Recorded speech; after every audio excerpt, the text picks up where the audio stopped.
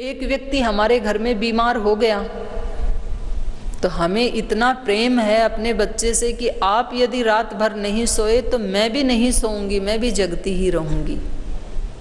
और हम कहते हैं कि क्योंकि हमें आपसे प्यार है, क्योंकि आज आपने खाना नहीं खाया इसलिए मैं भी नहीं खाऊंगी, क्योंकि हमें आपसे बहुत प्रेम है। तो आज तो ये बीमार थे, कल आप भी बीमार हो जाएंगे, फिर दोनों खाट पे लेटे लेटे, बेड पे लेटे लेटे एक दूसरे को फिर कोसते रहना। तो समझदारी किस में है? स्वामी जी महाराज हम सब शिष्यों से बहुत प्रेम करते हैं, इसलिए हमें बीपी शुगर हो गया, मोटापा हो गया, बीमारी हो गई, इसलिए गुरु जी को भी बीमारी होनी चाहिए, तभी तो प्रीति प्रूव होगी कि वो प्रीति करते हैं। यदि उन्होंने अपने आप को बीमार नहीं होने दिया तो प्रीति कैसे पता लगेगा कि इतना प्रेम है? तो हमें अपने गुरुजी से सीख करके यही जाना है कि कोई दूसरा बीमार भी है, यदि परिवार का सदस्य, आप तो हैं ही सदस्य, आप सब तो सदस्य ही हैं, ये शिविर ही सदस्यों का है। तो यदि परिवार का कोई सदस्य किसी स्तर पर रोगी भी है तो बड़े वाले को रोगी नहीं होना है, बल्कि खुद ठीक रह करके उसको भी ठीक करना है। ये है गुरुजी की शिक्षा।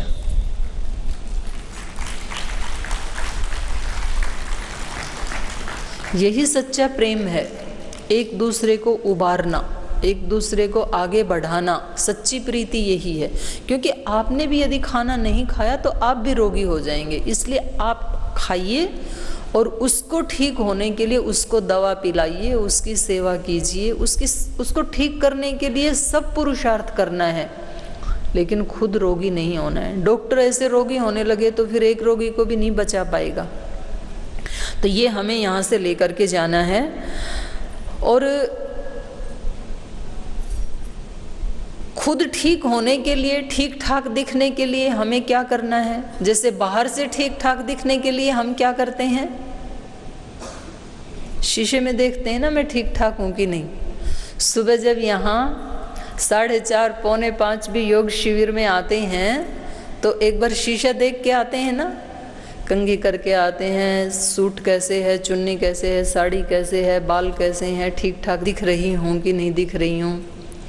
फिर उसके बाद 11 बजे आते हैं तब फिर देखते हैं शीशे में, फिर 5 बजे आते हैं तब भी तो कई बार शीशा देखते हैं। और जब यहाँ नहीं होते हैं, घर में होते हैं, तो कुछ लोग तो जब मार्केट में घूमते हैं तो किसी की शॉप में शीशा दिख जाए तो वहाँ भी देखते हैं कि मैं ठीक ठाक हूँ कि नहीं, कहीं साड़ी इधर उधर तो नहीं हो गई है। किसी के दरवाजे में शीशा लगा हो तो वहाँ भी थोड़ी देर खड़े होकर देखते हैं। तो दूसरों के शीशे में देखते हैं हम दिन भर कि मैं ठीक ठाक दिख रहा हूँ या नहीं, दिख रही हूँ कि नहीं। जब माताएं देखें तो बात समझ में आती है, क्योंकि इनको ठीक ठाक दिखने के लिए कई देर लगानी पड़ती है। लेकिन आश्चर्य है कि भाई भी देखते हैं, अपने बाल को थोड़ा सा ऐसे करके शीशे में देखेंगे ठीक ठाक दिख रहा हूँ कि नहीं। और जिसके बाल नहीं हैं वो बिना ही बाल के ऐसे ऐसे करके देखते हैं। अच्छी बात है, देखना चाहिए, ठीक ठाक दिखना ही चाहिए, इसमें कौन सी खराबी है। बाहर से ठीक ठाक दिखने के लिए हम कितना प्रयास करते हैं, लेकिन अंदर से हम ठीक ठाक हैं कि नहीं ये फीलिंग हमें आनी चाहिए, उसकी अनुभूति होनी चाहिए। क्योंकि बाहर से तो हम ठीक ठाक, शीशा हमें दिखा देगा, लेकिन अंदर यदि ठीक ठाक नहीं है, अंदर यदि उदास हैं तो अंदर की उदासी चेहरे पर जरूर आएगी। अंदर से यदि टेंशन है तो कितना भी हंसने की कोशिश करें चेहरे पे टेंशन जरूर आएगी। अंदर से यदि खुशी है तो कितना भी छिपाने की कोशिश करें वो खुशी जरूर आएगी। अंदर जो है वो चेहरे पे आए बिना रहता है कभी? खुशी हो या गम हो, दुख हो, जो अंदर है वो बाहर जरूर आता है। तो अंदर भी हमें खुशी की अनुभूति हो, अंदर भी सब ठीक ठाक चल रहा है इसकी अनुभूति हो, ये हमें कौन दिखाएगा? बाहर तो शीशा दिखा देता है कि इसको जरा ठीक कर लो, ये ठीक नहीं है। अंदर कौन दिखाएगा? अंदर या तो गुरु दिखा सकते हैं या तो हमारा अंतरात्मा दिखा सकता है। आज ही सुबह सुबह श्रद्धेय स्वामी जी महाराज हमें बता रहे थे कि एक हमारा बाह्य अस्तित्व है, शरीर है, इंद्रियां हैं, मन है, और एक इन सब का प्रयोग करने वाला हमारा आत्मा है, मतलब हम हैं। हम और हमारा ये शरीर दोनों अलग अलग हैं। और ये भी बताया था कि जब हम अलग अलग नहीं इसको महसूस करते हैं तब हम कैसे हो जाते हैं, वृत्ति सारूप्यम इतरत्र। आज सुबह बताया था नहीं बताया, याद है आपको? आज ही सुबह बताया था कि जब हम इसके प्रति अवेयर नहीं होते हैं, जागरूक नहीं होते हैं, तब हम वृत्ति सारूप्य हो जाते हैं। जब हमारे चित्त में कोई उदासी का विचार आता है तो हमें लगता है आज मैं बहुत उदास हूँ। जब हमारे चित्त में कोई प्रसन्नता का विचार आता है तो मैं आज बहुत प्रसन्न हूँ। जब हमारे चित्त में कोई दुख का, हमारे माइंड में कोई विचार आता है तो हमें लगता है मैं बहुत दुखी हूँ। हम उसके साथ अपने आप को आइडेंटिफाई कर लेते हैं, तादात्म्य कर लेते हैं उसके साथ। इसी को ही योग में कहा है वृत्ति सारूप्य। तो हमें ये गुरु दिखाते हैं कि हमें अंदर से भी ठीक ठाक रहने का अनुभव करना है, दिखना नहीं, अनुभूति करनी है कि मैं ठीक हूँ, मैं ठीक रास्ते पर चल रहा हूँ, मैं ठीक अपने जीवन में अपने कर्तव्यों का पालन ठीक कर रहा हूँ, मैं इन परिवार के लोगों के साथ भी अपने संबंध को ठीक से निभा पा रहा हूँ। तो उससे जो संतुष्टि आएगी वो वास्तव में ज़्यादा ठीक ठाक दिखना है। तो हमें बाहर से भी ठीक ठाक दिखना है, और बाहर से कभी धूल लग जाती है, कहीं मिट्टी लग जाती है, आप मार्केट में जाते हैं बहुत धूल होती है, धुआं होती है, तो हम घर में आते ही सबसे पहले कौन सा काम करते हैं? हाथ मुंह धोते हैं या तो स्नान करते हैं, क्योंकि हमें दिख रहा है कि बहुत धूल धूसरित हो गए हैं, बाहर का बहुत कालिख लग गई है, कितना वहाँ पर पोल्यूशन है बाहर, तो वो हमें दिखता है। तो हम आते ही सबसे पहला काम वही करते हैं, हम वॉशरूम जाते हैं और या तो कपड़े बदलते हैं, स्नान करते हैं, या तो कपड़े भी नहीं बदलें तो कम से कम हाथ मुंह जरूर धोते हैं। तो ऐसे ही जैसे उसमें हम अपने अच्छे कपड़े पहन करके, स्नान करके, अपने आप को सुसज्जित करके अच्छा अनुभव करते हैं, ऐसे ही जब हम जानते हैं कि ये मेरा आत्मा है और ये संसार है, ये शरीर है, ये इंद्रियां हैं, इनमें कहीं कोई धूल लगी है, यदि कोई त्रुटि आई है तो उसको ठीक करके ये मेरा आत्मस्वरूप है, और उस आत्मस्वरूप में हम सुसज्जित होकर के, उसमें सुसज्जित होने का अभिप्राय है उस आत्मा के अंदर प्रेम, करुणा, पवित्रता, क्षमा, सहनशीलता, ये सारे जो गुण हैं ये उसके आभूषण हैं। तो उस रूप में हम उसको भी सुसज्जित करने के लिए प्रयास करें, ये हमें गुरु से मिलता है। ये सच्चा सौंदर्य है, ये गुरु ही दे सकते हैं और हमें। तो इतना सारा प्रसाद आपको यहाँ से लेकर के जाना है, अपने अपने थैले में भर के लेके जाना है, अपने सूटकेस में, बैग में, और फिर भी बच जाए तो ये वाला जो वाइट वाला बैग मिला है उस वाले बैग में, फिर भी बच जाए तो जेब में, फिर भी बच जाए तो अपने साड़ी के आंचल में। कोई भी चीज़ खाली नहीं रखनी, पूरा माला माल होकर के यहाँ से जाना है।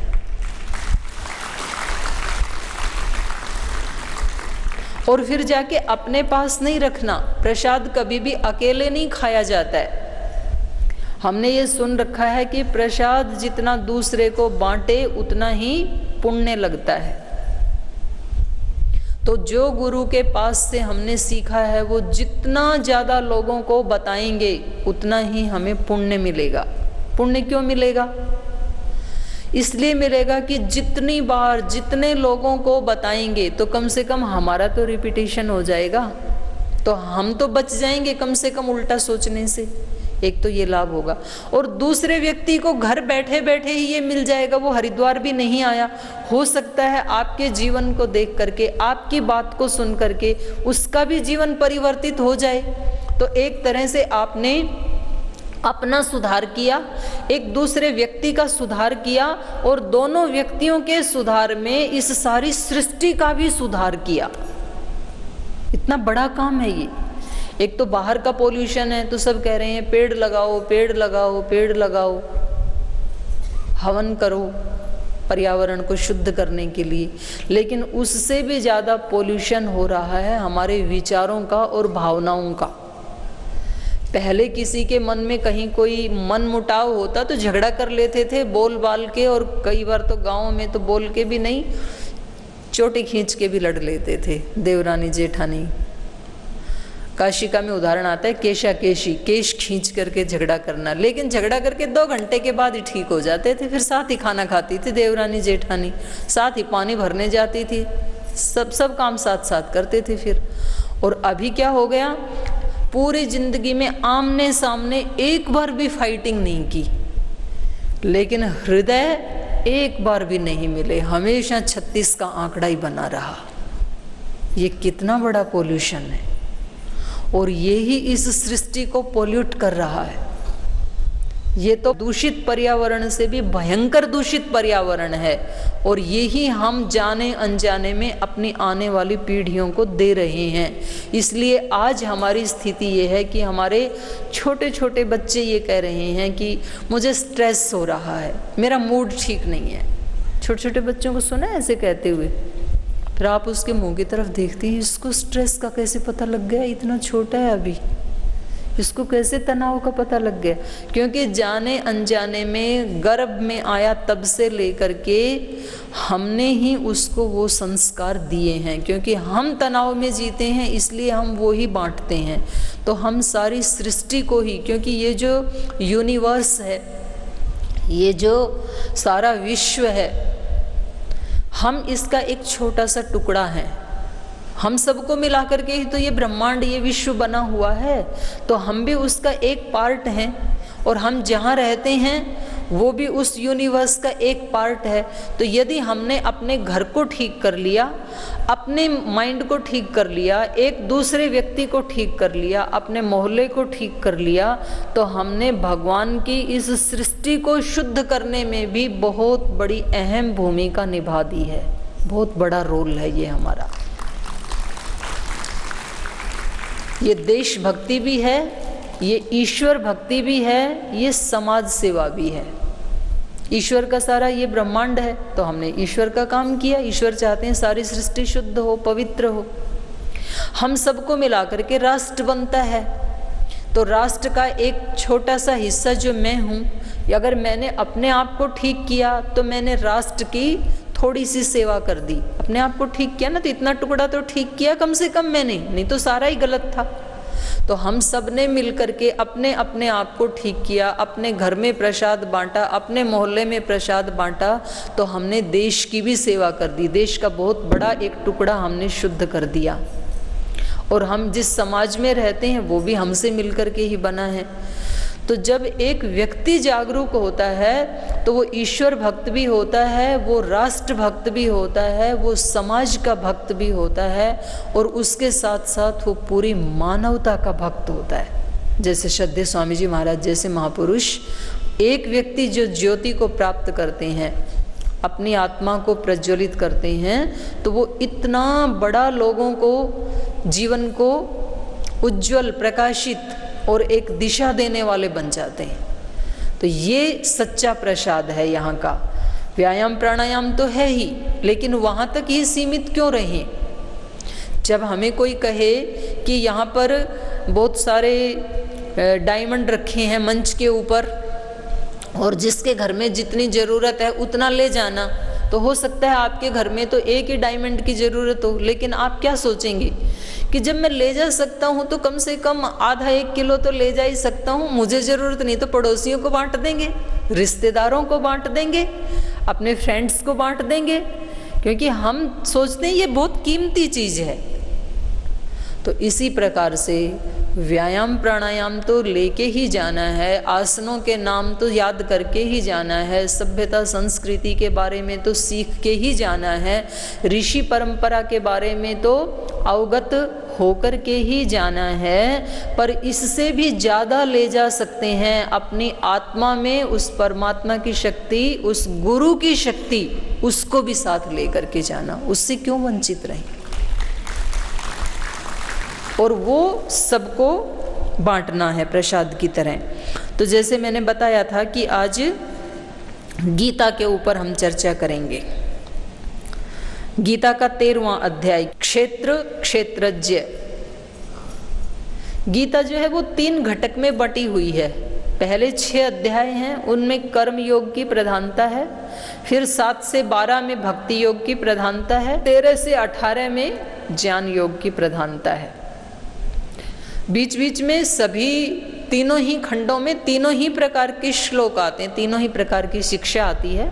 ऐसा नहीं है कि 6 अध्याय तक केवल कर्मयोग की बात है और फिर 7 के बाद कर्मयोग की बात आएगी ही नहीं, ऐसा नहीं है। सब जगह मिला हुआ प्रधानता से, लेकिन ये कहा जाता है 7वें से 12वें तक भक्ति योग है, फिर 13वें अध्याय से ज्ञान योग शुरू होता है। और ज्ञान की महिमा हमारे शास्त्रों में सबसे ज्यादा गाई है। सांख्य दर्शन में एक सूत्र आता है, ऋते ज्ञानान न मुक्ति, ज्ञान के बिना मुक्ति नहीं है। गीता में भी आया है। गीता के भी 12वें अध्याय में एक श्लोक आता है, तो वहां भी बताया है कि श्रेयो ही ज्ञानम अभ्यासा, ज्ञानात् ध्यानम विशिष्यते, ध्यानात् कर्म फल त्याग, त्यागात् क्षांतिरनंतरम। ये 12वें अध्याय का 12 नंबर ही श्लोक है। श्रेयो ही ज्ञानम अभ्यासात, अभ्यास से भी श्रेष्ठ ज्ञान है। अभ्यास का मतलब है वहाँ बिना सोचे समझे ऐसे ही कोई क्रिया करते रहना, कर्म करते रहना दिन भर। जो कर्म कर रहा हूँ वो क्यों कर रहा हूँ, इसके करने से मुझे क्या लाभ होगा, लौकिक लाभ क्या होगा, सामाजिक लाभ क्या होगा, आध्यात्मिक लाभ क्या होगा, इस समष्टि को उसका क्या लाभ मिलेगा, ये बिना जाने ही ऐसे ही कर रहे हैं, तो फिर उस कर्म से ज़्यादा बड़ा परिणाम नहीं आता है। इसलिए यहाँ कहा गीताकार ने कि अभ्यास से भी ज्ञान श्रेष्ठ है, क्योंकि जैसा हमारा ज्ञान होता है वैसे ही हमारे अभ्यास होते हैं। पहले ज्ञान होता है, उसके बाद हम अभ्यास करते हैं। और उस ज्ञान से भी श्रेष्ठ है ध्यान। ध्यान का मतलब है चित्त की एकाग्रता। ज्ञान की उत्पत्ति तब होगी जब हमारा मन थोड़ा सा एकाग्र होगा, उसको हम एक जगह स्थिर करेंगे, अचंचल करेंगे, तब तो उसमें ज्ञान की उत्पत्ति होगी, तब तो दिखेगा। आत्मा की आवाज़ तो हम सुनते ही नहीं है, क्योंकि हम अपने मन की आवाज़ों में ही इतने ज़्यादा व्यस्त हैं कि हमें आत्मा की या परमात्मा की या गुरु की आवाज़ तो सुनती ही नहीं है। जैसे घड़ी लगी होती है तो दिन भर उसमें आवाज़ तो आती है, टिक टिक टिक, हमें सुनती नहीं है। क्यों नहीं सुनती है? क्योंकि बाहर की आवाज़ इतनी है, तो वो कैसे सुने। और जब रात में बाहर की आवाज़ें सब बंद हो जाती हैं, उसकी स्पष्ट आवाज़ सुनाई देती है।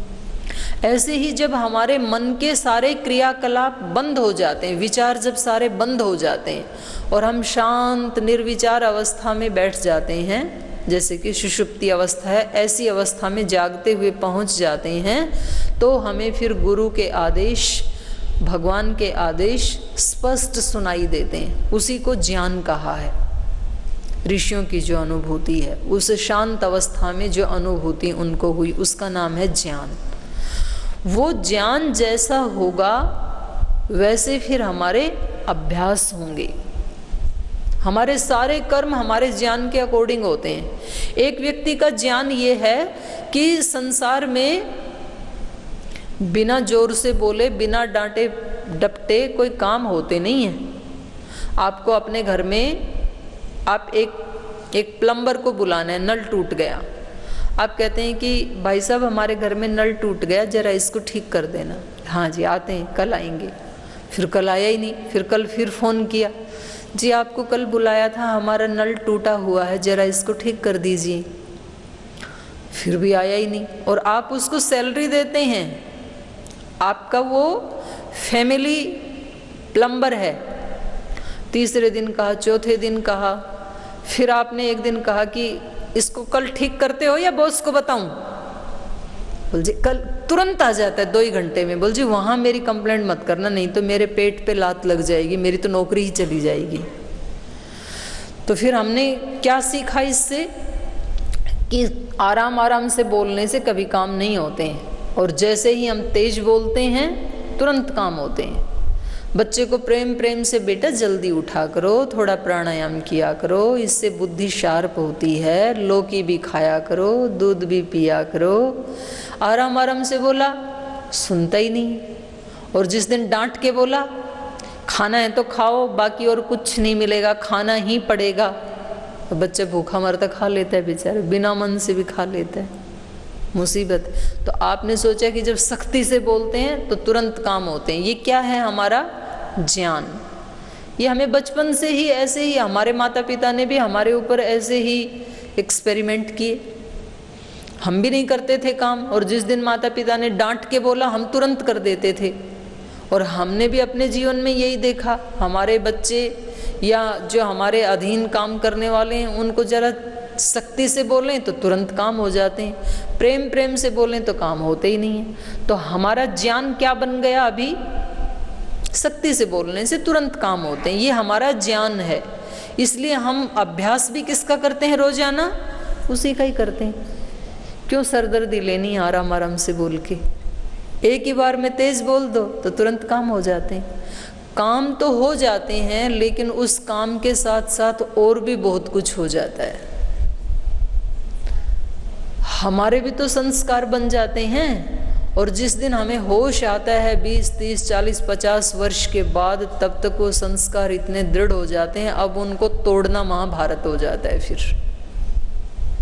तो इसलिए यहाँ कहा है कि ज्ञान बहुत श्रेष्ठ है, क्योंकि जैसा हमारा ज्ञान होता है वैसे ही हमारे अभ्यास होते हैं। अब हमें अब ज्ञान हुआ जा करके कि योग करने से, प्राणायाम करने से, एक्सरसाइज करने से रोग मिटते हैं। अब ये ज्ञान यदि पहले ही होता तो हम बचपन से ऐसे ही अभ्यास करते। पहले तो हमारा ज्ञान ये था कि खाओ पियो मौज करो, भगवान ने सब दिया है, उसकी कृपा से सब ठाठ हैं। और फिर उस समय तो बिगड़ गया वो, वैसे ही हमारे अभ्यास बन गए, देर से उठना, कुछ भी खाना। अब उसको तोड़ने के लिए हमें प्रयास करना पड़ रहा है। तो इसलिए ज्ञान की यहाँ पर श्रेष्ठता बताई है। तो मैं ये 13वें अध्याय से बात कर रही थी कि यहाँ पर 13वें अध्याय में शुरू से ही 2 बातों के ऊपर इन्होंने शुरू किया, क्षेत्र, क्षेत्रज्ञ, ज्ञान और एक उस ज्ञान को जानने वाला। तो ये बहुत सुंदर है ये अध्याय। तो पहले इन्होंने पूछा, इदम शरीरम कौन्तेय क्षेत्रम इत्यभिधीयते एतद् यो वेत्ति तम प्राहु क्षेत्रज्ञ इति तद्विदः। इदम शरीरम कौन्तेय, हे कौन्तेय, हे कुंती पुत्र अर्जुन, इदम शरीरम क्षेत्रम, इस शरीर को क्षेत्र कहा। क्षेत्र का मतलब होता है फील्ड, क्षेत्र मतलब खेत, क्षेत्र मतलब स्थान, और एक हो गया क्षेत्रज्ञ, उस क्षेत्र को जानने वाला। खेत को जानने वाला कौन होता है? किसान। शरीर को जानने वाला कौन है? हमारे शरीर को जानने वाला कौन है? ये शरीर है ऐसा जानने वाला कौन है? आत्मा। और ये सारा ब्रह्मांड जो है ये एक क्षेत्र है, और उस ब्रह्मांड को जानने वाला कौन है? परमात्मा। तो क्षेत्र में जो खेत है उसमें ही तो किसान के पास जो बीज है, जो नॉलेज है, जो ज्ञान है, वो कहाँ अभिव्यक्त होगा? खेत में होगा। बीज बोएगा तभी तो वो अभिव्यक्ति होगी उसकी। हमारी आत्मा में जो ज्ञान है उसकी अभिव्यक्ति कहाँ होगी? शरीर में, इंद्रियों में, वाणी से, आँख से, कान से, हाथ से, पैर से, हृदय से, विचार से, इन्हीं से तो अभिव्यक्ति होगी कि आत्मा में क्या है, आत्मा की शक्तियाँ कितनी हैं। जैसे एक आत्मा में कितनी शक्तियाँ हो सकती हैं, ये कब अभिव्यक्त हुआ? श्रद्धेय स्वामी जी महाराज की जो आत्मा है और उस या पूज्य आचार्य श्री जी की जो आत्मा है, उन आत्माओं की शक्ति अभिव्यक्त कब हुई? जब उनको शरीर मिला। यदि शरीर इंद्रियां नहीं हो तो वो अभिव्यक्त कैसे हो? इस सारे ब्रह्मांड का स्वामी परमात्मा है, ये कैसे पता लगा? वो अभिव्यक्त कब हुआ परमात्मा? जब ये सृष्टि बनी। अगर ये सृष्टि नहीं बनती तो कैसे जानते कि कोई परमात्मा नाम की भी शक्ति है? अब तो इस सृष्टि में हम इतने बड़े बड़े आश्चर्य देख रहे हैं। ठीक समय पर सूर्योदय होता है, ठीक समय पर अस्त होता है, हवाएं नियम से बह रही हैं, ठीक समय पर ऋतुएं आती हैं, सब ग्रह उपग्रह अपने अपने ऑर्बिट में घूम रहे हैं। ये इतनी सारी व्यवस्था को देखते हुए हमें पता लगता है कि कोई तो बड़ी शक्ति है। आत्मा तो कर नहीं सकता इस काम को। एक ही किसी पर्वत के ऊपर कितनी जड़ी बूटियां, औषधियां होती हैं, कुछ छोटे छोटे फलों के भी पौधे होते हैं, दवाइयों के भी पौधे होते हैं। उनमें से कुछ श्रद्धेय आचार्य जी जैसे जो बहुत आयुर्वेद के ज्ञाता हैं वो जान लेते हैं, और फिर भी सारा नहीं जान पाते हैं। उनमें से कुछ औषधियां ऐसे रह जाती हैं कि उनके बारे में वो कहते हैं इनका नहीं पता हमें। और ये तो एक पर्वत की बात है, ऐसे ऐसे पर्वत भारत में ही कितने होंगे, और फिर भारत के अतिरिक्त जितने देश हैं उनमें कितने होंगे, और उन पर्वतों के ऊपर औषधि ही नहीं, रहने वाले और जो जीव जंतु हैं, प्राणी हैं, उनके बारे में जानकारी। तो एक मनुष्य तो बने बनाए को जान भी नहीं सकता है, फिर बना तो सकता ही कैसे है? तो नहीं बना सकता है। तो आत्मा तो बना नहीं सकता, फिर भी बना हुआ है, तो इसका मतलब परमात्मा है। इस व्यवस्था को देखकर हम अनुमान प्रमाण से जानते हैं कि परमात्मा है। तो इसलिए यहाँ का इदम शरीरम कौन्तेय क्षेत्रम, इस शरीर को तो क्षेत्र कहते हैं, फील्ड कहते हैं। और इसको जो जानने वाला है, हम बोलते हैं मैं एक शरीर नहीं हूँ, मैं एक आत्मा हूँ, ये मेरा शरीर है, ये मेरे हाथ हैं, ये मेरे पैर हैं, ये मेरा मन है। हम बोलते भी ऐसे, मेरा मन मानता नहीं है, या मेरा मन ही मेरी बात मानता है, बाकी कोई नहीं मानता है। तो मेरा कह रहे हैं, इसका मतलब मैं अलग हूँ, मेरा अलग है। एतद् यो वेत्ति तम प्राहु क्षेत्रज्ञ, इस शरीर को जो जानता है उसको बोलते हैं क्षेत्रज्ञ। इति तद्विदः, तद्वित, ऐसा तद्वित माने ऐसा जानने वाले, तत्वज्ञानी ऐसा कहते हैं कि ये शरीर क्षेत्र है, और इस शरीर इंद्रिय आदि के बारे में जो जानता है वो क्षेत्रज्ञ है, वो आत्मा है। क्षेत्रज्ञं चापि माम विद्धि सर्व क्षेत्रेषु भारतः क्षेत्र क्षेत्रज्ञयोर ज्ञानम यत् तत् ज्ञानम मतम मम। ये तो शरीर की बात हुई। अब बाहर का जो ये सारा संसार है, ये उस परमात्मा का क्षेत्र है। क्षेत्रज्ञं चापि माम विद्धि, ये संसार, स्वामी जी महाराज रोज बताते हैं कि ये संसार क्या है? भगवान का विश्वमय रूप है। तो ये भगवान का रूप भी है, और उसको जानने वाला भी भगवान ही है। तो ये क्षेत्र भी मेरा ही रूप है, और उस क्षेत्र को जानने वाला भी तू मुझे ही जान, वो भी मैं ही हूँ।